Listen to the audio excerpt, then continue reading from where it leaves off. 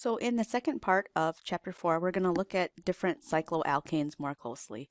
Carbon atoms in alkanes are sp3 hybridized, and those carbons enjoy a bond angle of 109.5. If cycloalkanes were flat, what bond angles would be expected? So if we look at cyclopropane, we can divide up the angles. That's going to be 60 degrees. Cyclobutane is 90-degree angles. It's 108 for cyclopentane, 120 for cyclohexane, and it increases as the number of carbon bonds increases. Optimized bond angles, however, most cycloalkanes are not flat in their most stable conformation. You can imagine at 60 degrees, this is going to be very stretched thin. When sp3 hybridized carbons want to be 109.5, it's going to be a very tight fit for the 60-degree angles. So what happens instead, they will change their shape. Cyclopropane does not sit flat. It will get into this kind of conformation. There's a lot of angle strain, as you saw with the 60-degree angles. There's electron pair repulsion between hydrogens and carbons. There's not very good sigma bond overlap, and there is a lot of torsional strain due to this eclipsing hydrogen bonds and the eclipsing carbon bonds. And that's going to be something that we see all the way around the ring. Cyclopropane tends to be very reactive because of this, but it is kind of an interesting phenomenon that you can have this carbon atom with these tight bond angles that does exist. Cyclobutane has a little bit less angle strain, and those bond angles are 88 degrees, which is not as bad as the 60-degree angles in cyclopropane. And it has some slight torsional strain because of adjacent CH bonds are not fully eclipsed or fully staggered. So if you look at this, it's kind of in this V shape here. So it kind of buckles a little bit in order to relieve that strain of being flat. Cyclopentane, these angles are a little bit closer to the optimal value. Remember, those are 108 for the bond angles there. And this one kind of adapts an envelope type shape. So all of these cycloalkanes are buckling in different ways so that they can relieve themselves of angle strain and steric strain. So the next one that we're going to look at and spend quite a bit of time on is cyclohexane. Cyclohexane is considered to have zero ring strain in its optimal conformation, which is the chair. So there's no angle strain, so the angles are going to be 109.5, and there's no torsional strain. All adjacent CH bonds must be staggered. So this is the chair conformation that is adapted by the cyclohexane chair, and you can see that it looks a bit like one of these chaise lounge chairs here. Or you can see that it looks like the Budweiser logo. If you draw the Newman projection of the chair, you can see that all of these things are in this staggered conformation. This is the connecting bonds here between the two things. So if we're looking down two of these angles, this is what we're seeing with the chair. So there's no strain here. It's perfectly anti-staggered. Other conformations of hexane exist, but they're a little bit less stable. So this is one of them, which is the boat. And you can see why it looks like a boat here. The two corners are tipped up, but you can see if we look down the Newman projection at this way, we do have some eclipsing there. This one has no angle strain, and you can look at the different interactions here. So this is the boat, which is less stable than the chair. It's got these flagpole interactions. Here are some more conformations. This is the chair conformation when you go to the half chair, so that is flipping this one a little bit in the upward position. That creates a lot of energy strain because there's a lot of eclipsing bonds here. You have the twist boat, which is a little bit better, and the boat, and it twists again, and then you have the half chair and then the chair in the other direction. So this is just rotated bonds or flipping the chair. So I'll show you a model of the chair. So if we look at cyclohexane, this is cyclohexane, looks kind of flat from here. You can see the different substituents here. So right now, this is the cyclohexane. You can see that chair from the side.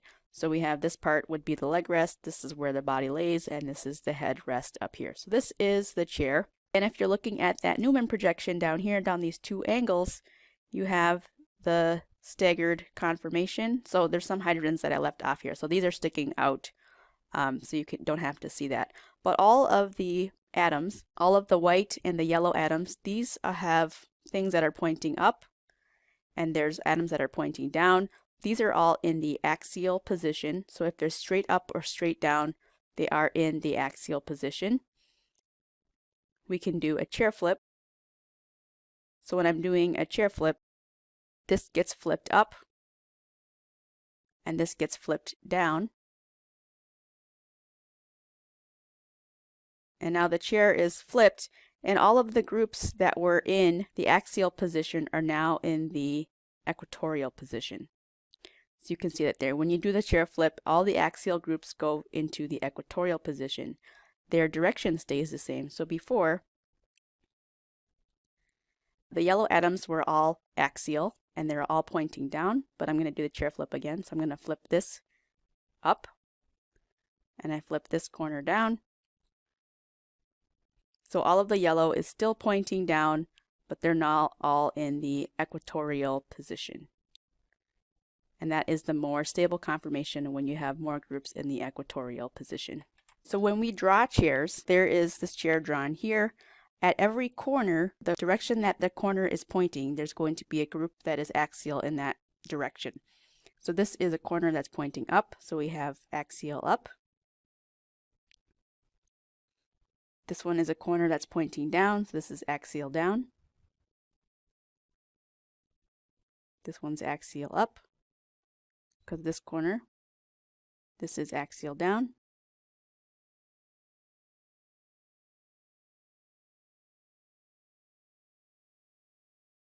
And this one's axial down. When we draw the chairs, we're going to start with 3 parallel lines. So I'm going to start with this here.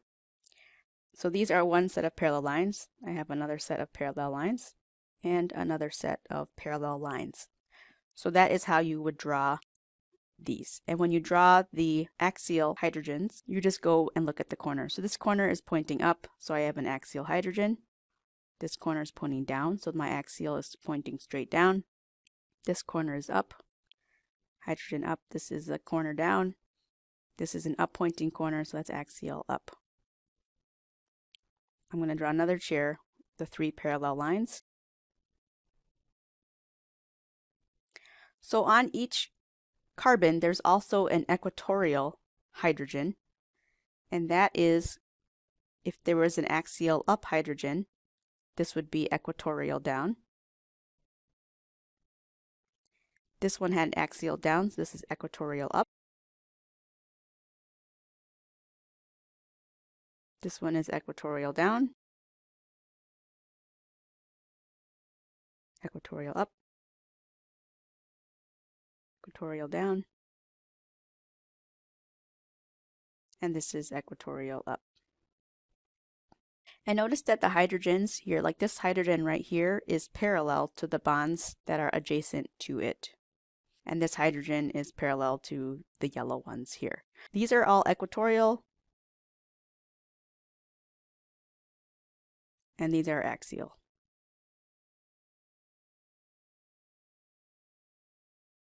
So I'm going to draw one more chair so that you can see with all of the hydrogens on there. So all of the axial will be in red. So this is axial up, down, up, down, up, down. Okay, so on every carbon, again, there's an up and there's a down, and there's an axial and there's an equatorial. So this is down, up, down, up, down, up. So each carbon has an equatorial and an axial, and it has an up and a down. So this one is, and it's alternating. So this is down, up, down, up, down. So when you have monosubstituted cyclohexanes, the vast majority of cyclohexane molecules will exist in the chair conformation at any given moment. If they do have energy available, which is about 45 kilojoules of energy per mole, it can flip from one chair to another. So flipping a chair, which I showed you in the video with the model, is the result of only carbon-carbon bonds rotating. The Newman projection below shows how flipping occurs only through rotating bonds and how it affects the axial or equatorial position. So in this chair here, we have the equatorial X, and when you do the chair flip, so you're rotating these bonds in and these bonds in, that equatorial group becomes axial.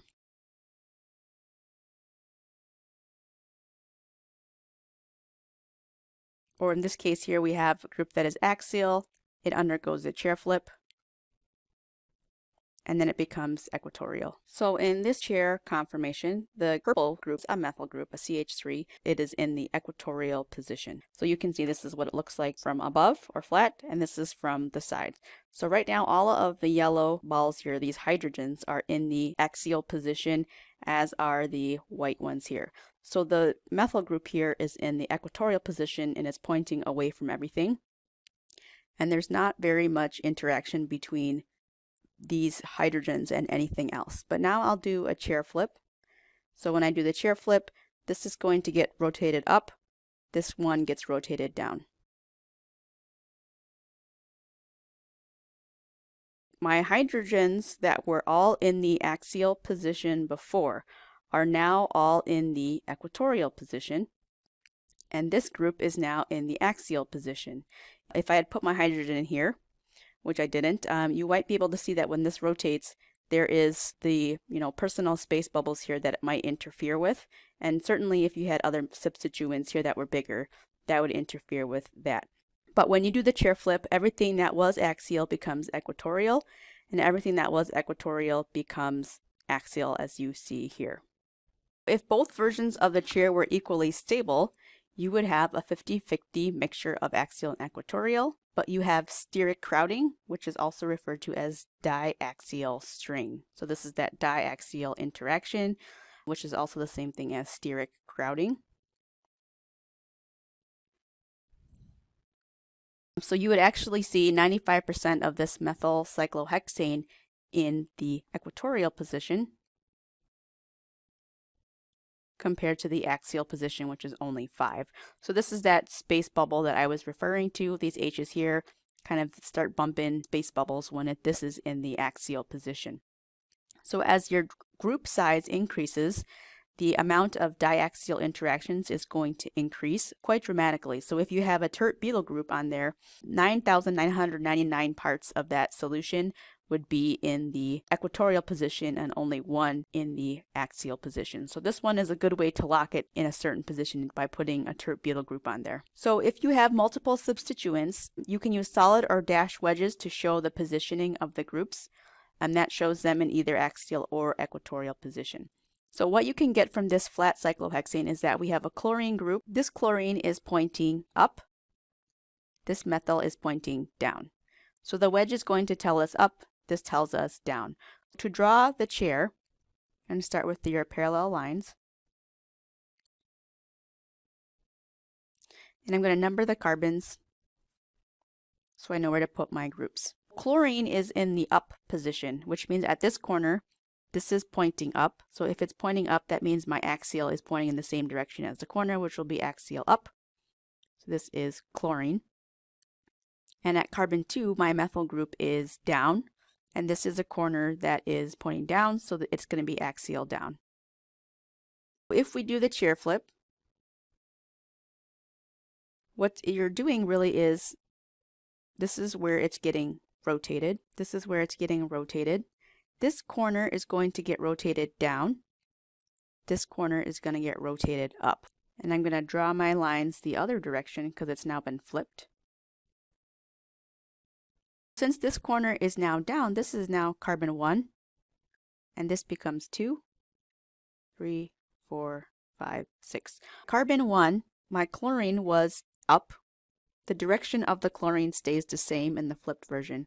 But because this corner is now pointing down, that's going to be axial down, so this becomes equatorial up. And the methyl group that was down before is still down, and it's going to become equatorial.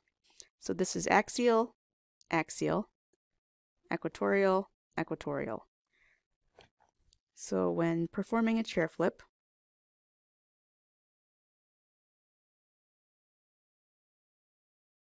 the direction of the substituent stays the same.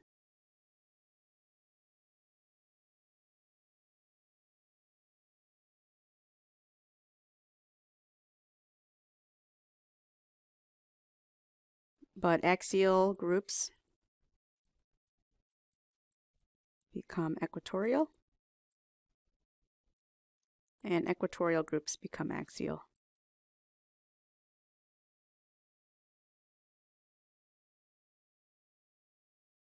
So my chlorine was up, it's still up here. It went from up to up in the direction, and then the axial became equatorial, and the same thing with the methyl. So methyl was pointing down, it's still pointing down, but it went from axial to equatorial. Practice drawing these chairs again. So I'm going to start with my parallel lines.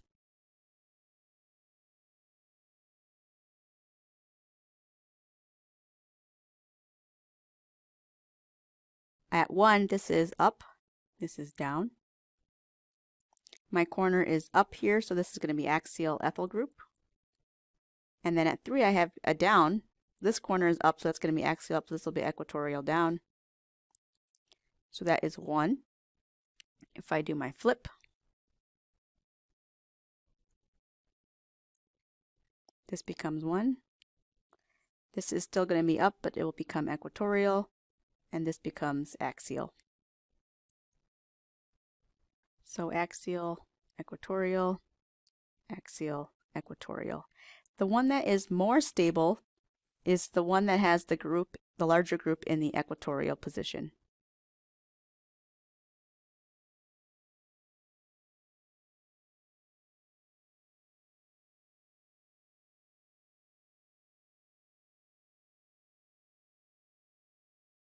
So between ethyl and methyl, it's 2 carbons versus 1. This is the one where the ethyl is in the equatorial group, so that one is the more stable one that is preferred. All right, for this one, 1, 2, 3, 4. And you don't have to number exactly as I did. If you started your 1 at this carbon here, that's fine as long as they match each other. So at 1, I have a tert butyl group. That's axial up. This is up also. This one will be equatorial up. Then I do my chair flip.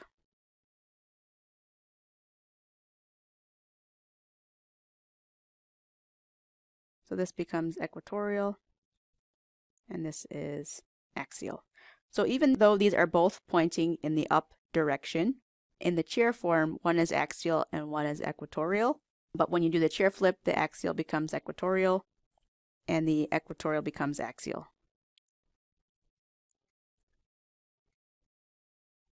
And the more stable one is this one here. We have a super large tert butyl group. That one's going to be preferred being in the equatorial position. One other thing to note is direction of substituent does not predict axial equatorial. So again, if just because they're both up does not mean that they will both be axial or both equatorial. That just refers to the direction that it is pointing. Okay, so with that, if you have a disubstituted cycloalkane, we need to start using or getting the habit of using the prefix cis when there are 2 groups on the same side of the ring, or trans when they're on opposite sides of a ring. So these CH3s are both pointing in the upwards direction, so this is a cis. 1,2-dimethyl cyclohexane. These are on opposite faces of the chair, or the cyclohexane. One's on top, one's on bottom. This is trans 1,2-dimethyl cyclohexane. So if you were to draw them flat, it would look like that.